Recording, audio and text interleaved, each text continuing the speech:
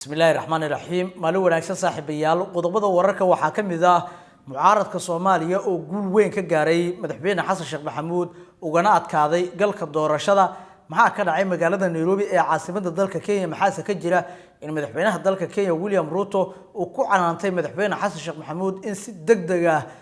xal waara looga gaaro arrimaha doorashooyinka uuna la wadaagay fariin oo kaga sido saaxiibada daneeya Soomaaliya ee beesha caalamka waxaan idin wadaagi doonaa madaxweynaha Soomaaliya oo xalay ku hoyday magaalada Nairobi iyadoo oo sida qorshuhu ahaa uu damacsanaa in uu dib ugu soo laabto magaalada Muqdisho safar kooban oo hal maalin qaatana uu u joogay magaaladaasi Nairobi haddii waxaad la wadaagi doonaa faafaahintii ugu dambeeyay kulamada magaalada Nairobi ka socdo mucaaradka oo cadaadiska ku soo xoojinaya filla Soomaaliya kulamada kala duwan ee ka soconaya magaalada Muqdisho beesha caalamka oo dadaal xoog la wado wadahadalada doorashooyinka oo dib u bilaabanayo dhaqdhaqaaqyadii mucaaradka oo soo xoogeysanayo iyo xogaha ku qotoma xaaladda magaalada Garowe oo xiisad culus laga soo sheegayo dawladda federaalka Soomaaliya iyo Puntland oo ishayo ciidamo Ruusi oo ka soconayo Puntland dawladda oo dhaqdhaqaaq xoog leh halkaas ka wado iyo waxaan idin wadaagi doonaa wararkii ugu dambeeyay ee arrimaha Soomaalida ka baxsan ee soo dhawaada saaxiibayaal ayna ku bilaabno wararkeena isla markaas inuu ugu horeysiino faafaahintii ugu dambeeyay magaalada Nairobi oo kulamo kala duwan uu ka soconayo madaxweynaha dawladda federaalka ah ee Soomaaliya Xasan Sheekh Maxamuud oo galinkii dambe shalay kulan la qaatay madaxweynaha waddanka Kenya William Ruto ayaa ku qasbanaaday inuu xalay ku hoydo magaalada Nairobi xogaha halkaasi ka imaanaya waxay sheegayaan in madaxweynaha Soomaaliya toos lagu wareejiyo fariin ka timaaday xagga saaxiibada daneeya Soomaaliya iyadoo lagu wargeliyay in talada uu markaasi dabacsanaan muujiyo maadaama mucaaradka ugu dambeyntii ay la yimaadeen model doorasho taasi oo midda dawladda federaalka Soomaaliya u dhow xogaha la helay ayaa sheegaya in wakiilada caalamka xaaladda Soomaaliya ee quus ay ka muujinayaan iyada oo looga digay madaxweyne Xasan Sheekh Maxamuud go'aan walba oo muujinaya ka kanaan waxaana madaxweynaha waddanka Kenya William Ruto oo ka soo laabtay shirkii G7 uu markaasi la wadaagay madaxweynaha si toos ah fariimaha markaasi ka yimaaday saaxiibada daneeya Soomaaliya ee wakiilada beesha caalamka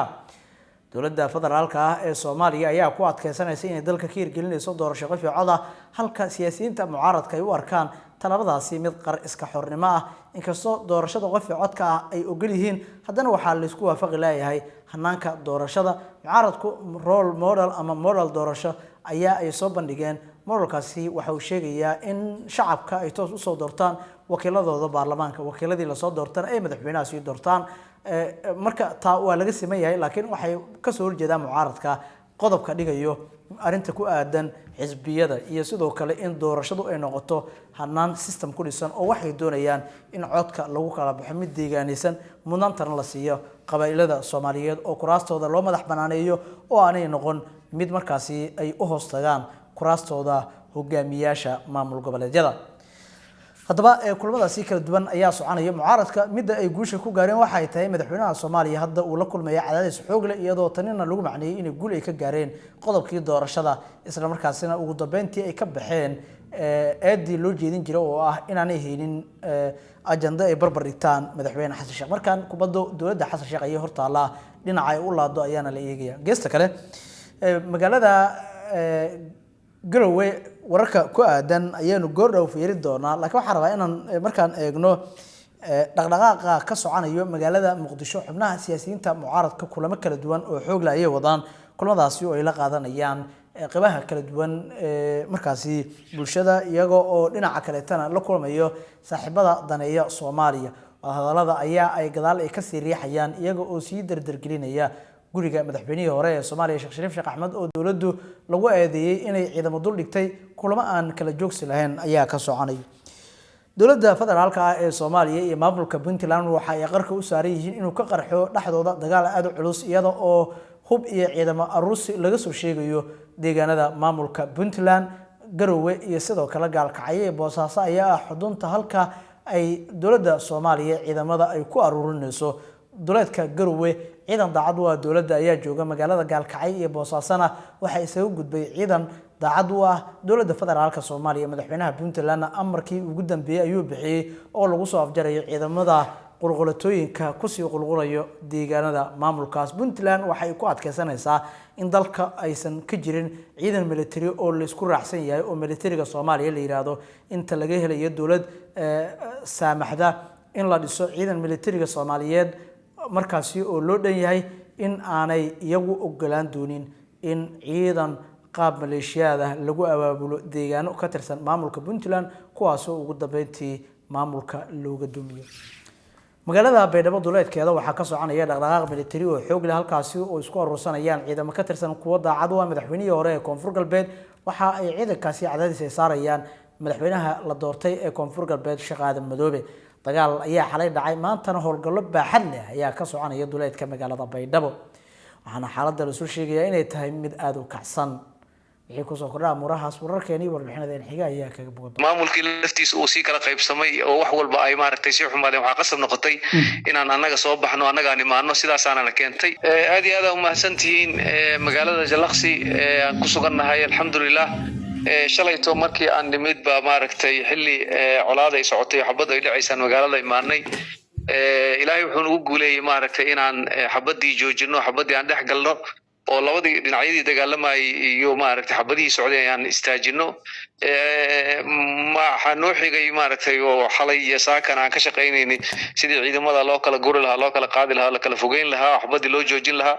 isla markaana maaragtay ciidamo Soomaaliyeed oo noo yimid iyo ciidamadii maaragtay amsom jooga ay qayb uga qaadan lahaayeen sidii hawshaas maaragtay loo hirgeli lahaa waana noo suura gashay. hadda waxaan maaragtay bilownay galinkan dambe wada hadaladii iyo wada xaajoojidii dadka sidaan maaragtay u dhaxdhaxaadin lahayn u dhageysan lahayn qof walba hadii meesha colaad ay ka dhacdo gacankaada lagu dhaco dad badan ay dhibaato ku gaartay waxay u baahan tahay in la dhageysto si wax u dhaceen iyo siday maaragtay xaaladdu ay tahay insha Allah waxaan rajaynaynaa wada xaajoodiyadaas inaan guuleysan doono oo hadda talaabtii u horeysay hadaan guuleysanay kuwa kalena rajaan ka qabnaa inay maaragtay noo suura gasho. waata marka colaadda magaalada ka taagneed ma si rasmi ah ayay u joogsatay mise dhinacyadii wali waa ay soo fadhiyaan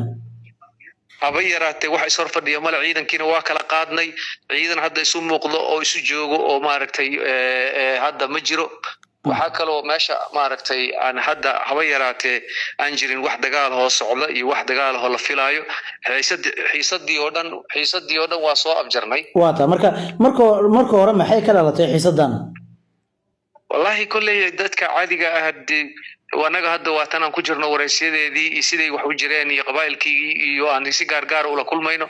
marka mar raba aan hadda inaan maaragtay maadaama aan dadkaas ayaga hadda aan dhageysanayno xal raadinayno marka dambe maaragtay ay arrimahan soo gabagaboobaan aan si faahfaahsan uga hadli doonaa laakiin ayaga aan dhageysanayna caqabadkooda aan dhageysanayna qof walba maaragtay sheegashadiisa aan dhageysanayna si saraaxa ah u dhageysanayna oo daacadnimo waxaan rajaynaynaa in islaax ka shaqeyno oo labada dhinac ay guuleystaan. waata marka wax waraa kama heesaan waxa ay colaad marka hore ka bilaabatay ma kalahan waa ognahay wixii ay colaadu ka bilaabatay laakiin hade colaadii way balaaratay oo maaragtay gabdho la kufsaday iyo waxa markii hore ma qasheen way ka bilaabatay waxyaabo gabdho maaragtay la kufsaday waxa ay markii hore ka bilaabatay laakiin colaadii waa maaragtay waa sii xoogaystay saameyn kalena waa yeelatay oo maaragtay maamulkii kala qaybisay marka waxa soo dhan aan rabnaa inaan maaragtay aan xalino oo aan wax maaragtay ka dhigno suurtagal in dadku ay wada noolaadaan tan ugu muhiimsanna waa in dadkaas masaakiinta ah banaanka taagan xilligan roobaadka ah oo xagaayadu ay socdaan oo dabayshu ay socoto maaragtay in dan magaaladii lagu soo celiyo waa garan kartaa meel dagaal ka dhacay xabad ka dhacay dadkii gurigii ay ka cararaan ay sidoo ugu cararaan marka waxa soo dhan aan ku mashquulsanahay insha Allah waxaan rajaynaynaa qasaaraha intuu loo eegay dhimashada dhaawaca iyo burburka hantiyadeed ee gaaray magaalada wallahi horta qasaaro maaragtay hadii dagaal dhaco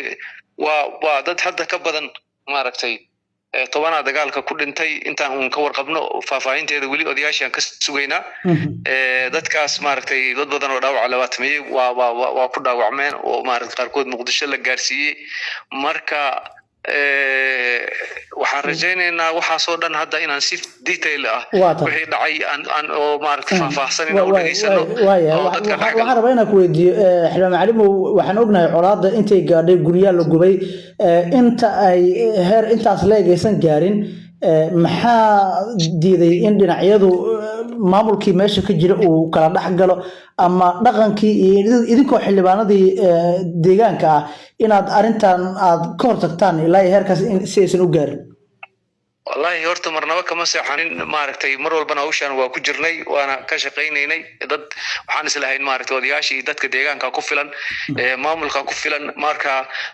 maamulkii laftiisa uu si kala qaybsamay oo wax walba ay maaragtay si xumaadeen waxa qasab noqotay inaan annaga soo baxno annaga nimaano sidaas aan la keentay haddana maaragtay wax fiican meel fiican inoo maraan dhinacyadii dhan waa aragnay hawl maaragtay aan rajaynayno inay guuleystaan maaragtay rajo ka qabnaa madaxda iyo cid walba oo Soomaaliyeedna waana la soo hadlaysaa oo maaragtay madaxda dawladda federaalka iyo dhamaan cid walba oo Hirshabeelle madaxdeedii oo qaarna la socdaan qaar kale la soo hadlayaan marka dhamaan raja maaragtay muuqato insha Allah waxaan rajaynaynaa wax walba inay hagaagi doonaan waxaan rabaa inaan ku weydiiyo waxa ku soo celcelisay in colaadda maamulka ay kala qaybisay maamulka magaalada laftirkiisa baa ku lug lahaa colaadii la arkay ee magaalada ka taagneed كلي هذا أي سو هيستان دتك هدا ماركتي دجالك كله تله يا هدا تاسع لكن إن دقيسنو odayaashii deegaanadii iyo qabaayilkii dadka markaan dhageysano oo faahfaahin ay nasiyaan yaan maaragtay go'aanka iyo gunaanadka ugu dambeeyaan gaari doona laakiin waxa xaq ah inaan dhageysano qof walba maaragtay eediisa iyo dhinacyada oo dhan inaan dhageysano yaan hadda sameeynaa hawshiina waa wadnaa waana maaragtay insha Allah gabagabadii waxaan rabaa inaan ku weydiiyo hadda waxaad noo sheegtay in dhinacyadii aad kala dhex gasheen la kala qaaday ciidamadii is horfadhiyay xaaladuna hadda ay degan tahay marka wixii dhacay wax yar ma ahayn oo guriyaal la gubay musiibooyin kale waaweyn magaalada laga soo wariyay marka yaa waay cid lagu la xisaabtamayo wixii dhacay إن شاء الله ماركتي قف كسته أو دنبي أو مقدر جيستي طلابة لقى قاعد دونا محكمة دا عيدما دا قلب كسيدنا ماركتي واي من دونتا ده قفكي جواد فل سمي عد هاي عدين تدي ماركتي أي دي بدأ تالنا طلابة لقى قاعد دونا لو جبنا هرايا ولي بكو هذا ماركتي هورينا يا دجال لي علاد هورينا ماركتي سيدا ماركت وحشني ماذا واحد لاي دتك كلا قيبين هاينا أي قلفتو maaragtay waxa leena ilaaha ka baqa maaragtay inaad dad aad isku leysaan dad isku gubtaan dad walaala oo ko boqolaal sano soo wada dhaqmaayeen wax aad ka faa'iideysan haba yaraatee ma jirto marka wax badan oo social media laga sheegayeen haba yaraatee marka deegaanka timaado waa ka duwan tahay sax waayo colaad waa jirtaa laakiin waxyaabaha boonbooninta ee qabiilka iyo caadifadaha laga dhex wado baraha bulshada haba yaraatee wax ka jira oo maaragtay sax ma aha waxaan ugu maaragtay